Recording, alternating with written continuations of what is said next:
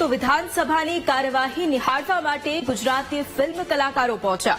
ગુજરાતી ફિલ્મના દિગ્ગજ કલાકારો કે જે વિધાનસભા ગૃહ પહોંચ્યા છે. 15 જેટલા ફિલ્મી કલાકારોને આમંત્રિત કરવામાં આવ્યા છે તેવું હિતુ કનોડિયાએ જણાવ્યું છે. હિતુ કનોડિયા, હિતેન કુમાર અને ભવ્ય ગાંધીએ ખુશી પણ વ્યક્ત કરી છે. આ સાથે સિદ્ધાર્થ રાંદેરિયાએ તક આપવા બદલ આભાર પણ માન્યો છે. આટલા સરસ સન્માનની સાથે કે સરસ રીતે આમંત્રણ આપવામાં આવે તો દરેક વ્યક્તિને પોતાને ગમે જ, અને ખરેખર મને બહુ સરસ લાગણી થઈ રહી છે કે સરસ રીતે આ રીતે સન્માન મળતું હોય તો કયા કલાકારને ના ગમે. I am very happy about it. આજે ફિલ્મના કલાકારોને માનનીય અધ્યક્ષ શ્રી શંકરભાઈ ચૌધરી સાહેબે આમંત્રિત કર્યા છે અને માનનીય મંત્રી શ્રી મુળુભાઈ બેરાના માર્ગદર્શન હેઠળ આજે લગભગ 15 જેટલા ઊંચા દરજાના ગુજરાતી ફિલ્મ ઇન્ડસ્ટ્રીના કલાકારો આજે મુલાકાત લેવાના છે, ગતિવિધિ જોવાના છે વિધાનસભાની, અને એ લોકોનું સ્વાગત પણ માનનીય અધ્યક્ષશ્રી કરવાના છે. કલાકાર જેમ કે સિદ્ધાર્થ રાંદેરિયા હોય, હિતેન કુમાર, મલ્હાર ઠાકર, યશ સોની, જાનકી બોડીવાલા, આરોહી પટેલ, મોના થીબા મારા વાઇફ, આવી રીતે ઘણા બધા કલાકારો, મિત્ર ગઢવી, બધા આવશે અને નિહાળવાના છે. જેમ ઘણા બધા નાગરિકોને ઈચ્છા હોય કે વિધાનસભાની અંદર કેવી રીતે બધું ચાલતું હોય છે પ્રોસિજર્સ, એ બધું નિહાળવા આવવાના છે. બહુ જ ઉત્સુકતા. સરસ મજાનો પ્રસંગ આવું તો વારે વારે બને નહીં. એટલે તમે માનશો નહીં, પણ મારું શૂટિંગ ચાલી રહ્યું છે ગાંધીનગરમાં જ.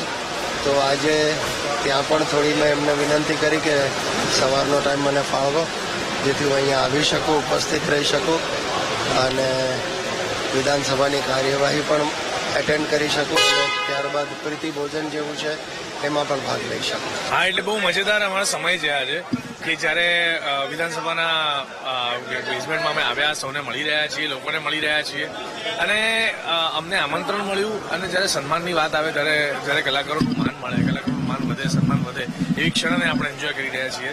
ત્યારે ખૂબ આનંદની વાત છે કે અમે એમના કન્સિડર થયા છીએ અને વારંવાર આવવાનો મોકો મળે, શ્રી સાથે ઘણી બધી વાતો કરવાનો પણ મોકો મળે, એવો અમને અનેરો અવસર આજે પ્રાપ્ત થયો છે. એટલે હું ખૂબ આનંદિત છું અને ખૂબ આભારી છું ગુજરાત વિધાનસભાનો કે જેમણે મને આ સરસ મજાનું આમંત્રણ આપ્યું છે. આજે અમને વિધાનસભા તરફથી આમંત્રણ મળ્યું છે. ગુજરાતી ઇન્ડસ્ટ્રીના કલાકારોને આજે સન્માન આપવામાં આવવાનું છે. એ બહુ જ મોટી વાત કહેવાય. એના માટે મને કન્સિડર કરી thank you so much. Gujarat સરકાર અને વિધાનસભાનો હું ખૂબ આભારી માનું છું કે આજે મને અહીંયા આટલું સરસ આમંત્રણ આપ્યો અને આટલું સરસ અમને લોકોને મળવાનો મોકો મળ્યો, એ બદલ થેન્ક યુ સો મચ. મારા માટે તો બહુ ગર્વની વાત છે. અમારા વિધાનસભાના અધ્યક્ષ જે બનાસકાંઠા વિસ્તારથી બિલોંગ કરે છે, હું પોતે પણ બનાસકાંઠાથી જ છું. ભાભરની બાજુમાં કુવાડા નામનું એક નાનકડું ગામ છે, હું ત્યાંથી છું.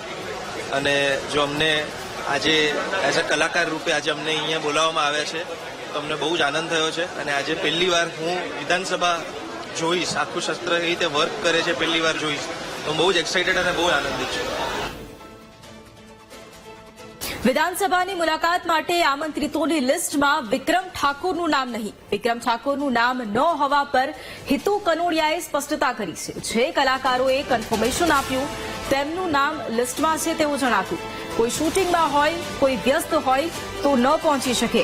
વિક્રમ ઠાકોર, સિદ્ધાર્થ રાંદેરિયા, હિતેન કુમાર, મલ્હાર ઠાકર, યશ સોનીને આમંત્રિત કરાયા છે. હિતુ કનોડિયાને કલાકારોને આમંત્રણની જવાબદારી સોંપાઈ છે.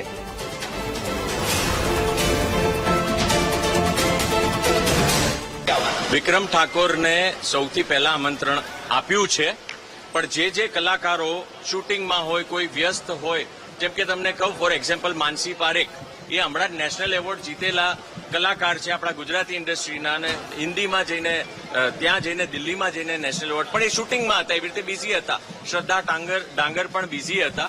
એટલે આવી રીતે ઘણા કલાકારો બિઝી હોઈ શકે છે. તો જેમણે કન્ફર્મેશન આપ્યું છે એ કલાકારોને અત્યારે લિસ્ટમાં નામ હશે. જે લોકોએ કન્ફર્મેશન આપ્યું છે, આમંત્રિત તો 1000 કલાકાર છે, બધાને કર્યા છે. જે આવવાના છે એ લોકોએ કન્ફર્મ કર્યું, એ લોકોનું લિસ્ટમાં નામ છે.